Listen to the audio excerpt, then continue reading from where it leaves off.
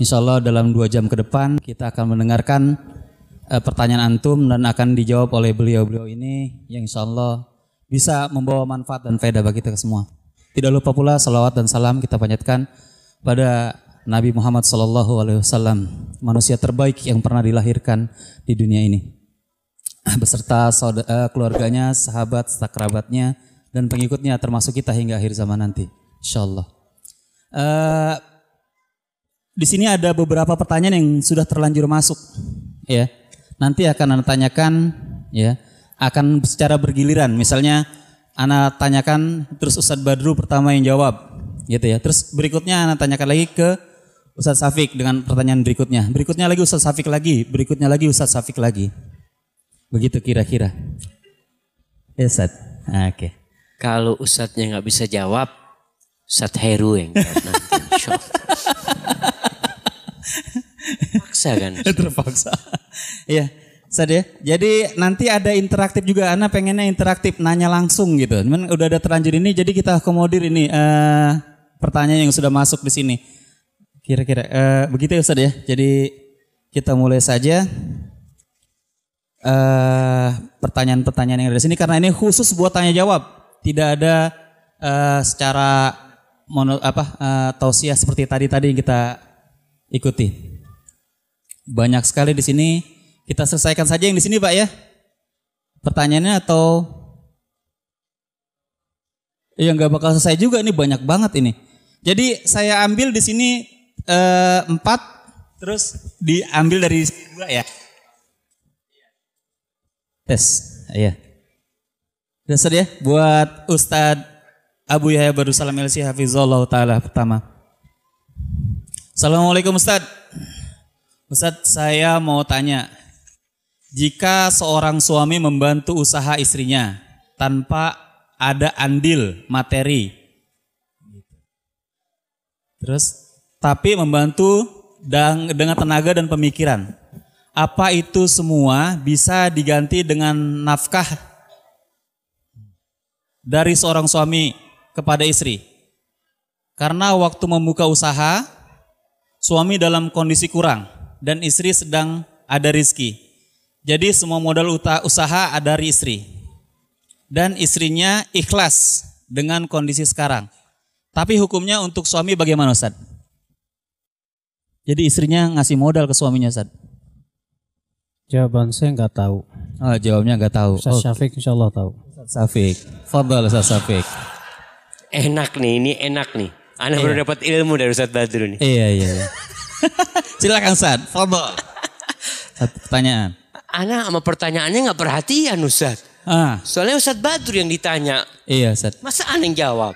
Ya nggak apa-apa Ustadz. Jadi istri ngasih modal ke suami, gimana terus, hukumnya gitu Ustadz? Ya, Alhamdulillah. Alhamdulillah ya. Banyak-banyak cari istri kayak gitu. Nah itu jawabnya. Itu jawabnya sudah selesai, kelas. Udah selesai kan? Yang ditanyakan apanya? Iya, hukumnya gitu Ustadz. Apa mesti balikin lagi atau gimana Ustadz? Wah, tergantung niatnya istri. Kalau ngutangin suami harus balikin suami. Oh gitu Ustadz. Dulu niatnya apa? Minjemin apa? Ngasih modal usaha. Ngasih modal itu Ahsan kasih mic dia yang tanya tuh. Oke. Siapa pertanyaan tadi dari Ibu? Dari Bapak? Coba ada yang bertanya? Ada yang bertanya pertanyaan ini? Oh belum hadir mungkin Ustaz. Belum hadir. Jadi wallahu a'lam ya. Kalau Ustaz Badru bilang nggak bisa jawab, Ana juga sebenarnya nggak bisa jawab Ustaz. Cuma Ana lihat tadi tergantung niat dia memberikan modal kepada suaminya. Dan suami harus pandai-pandai berterima kasih sama istrinya. Artinya kadangkala ketika suami sukses dengan modal istri, tahu-tahu suami pakai modal istri pula kawin lagi kadangkala. Karena dimodalin sama istrinya. Kalau istrinya ridho nggak ada masalah. Tapi kalau itu harta istri, maka ingat harus izin sama istri. Hadza wallahu a'lam bissawab. Nah, iya. Sekarang giliran Ustaz Syafiq. Oh, kok Ana lagi? Ya enggak apa-apa lah. Bismillah. Bismillah.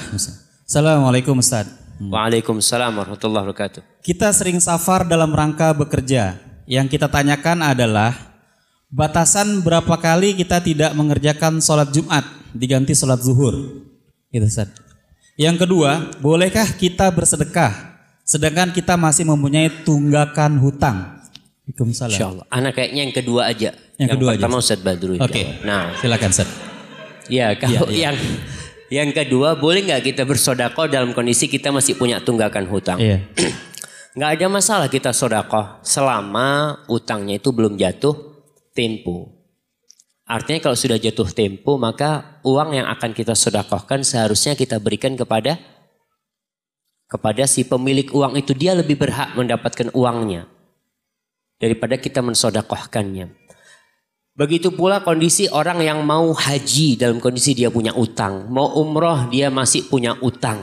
Boleh nggak berangkat umroh dalam kondisi punya utang? Kalau belum jatuh temponya, ahlan wa sahlan. Dengan catatan dia memiliki harta yang insya Allah cukup untuk nutupin uangnya. Ada jaminan dia punya rumah, dia punya tanah.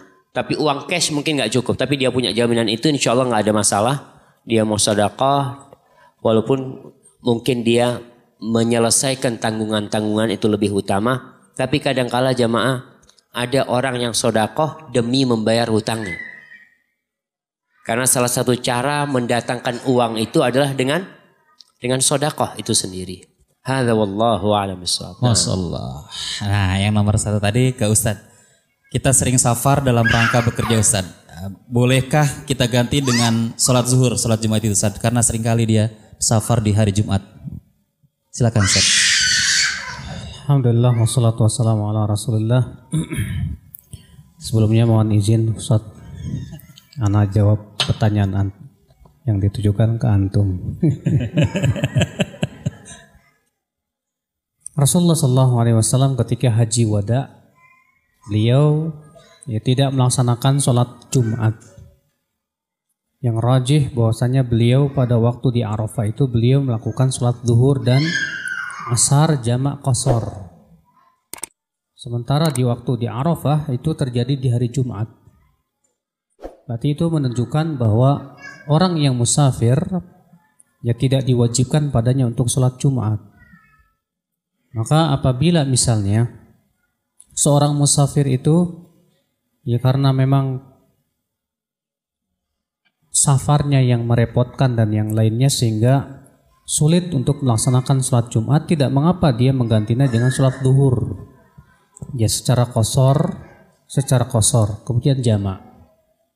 Tapi kalau ternyata dia memang mudah untuk sholat Jumat, maka tentu yang lebih utama adalah untuk sholat Jumat bersama kaum muslimin. Allahu a'lam.